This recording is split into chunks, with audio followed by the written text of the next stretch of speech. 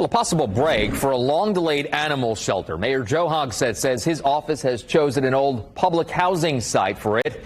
This has become a hot topic in the mayor's race. News 8's government reporter Garrett Bergquist shows us the plans.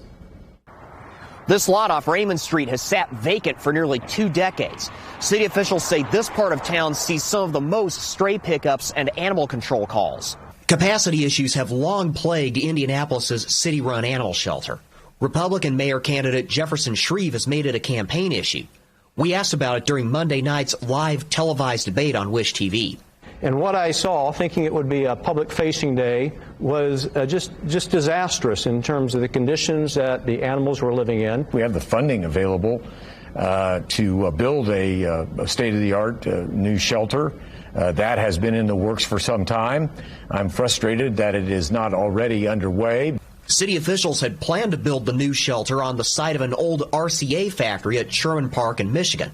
On Thursday morning, Hogsett announced the city will instead use this site at Emerson and Raymond, once home to public housing. Well, we had remediation issues at the Sherman Park site. We had applied for federal support to try to alleviate those remediation issues.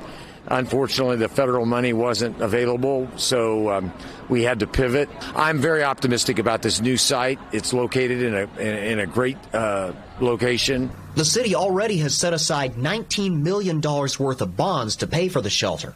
Private charities have raised another $6.7 million and hope to raise another $300,000. City officials say that should cover everything. Shreve says the city should never have considered the Sherman Park site in the first place. This site has been in the city's inventory for years. For the mayor to have just announced this is just evidence of his sitting on his hands for a long time if this was an option.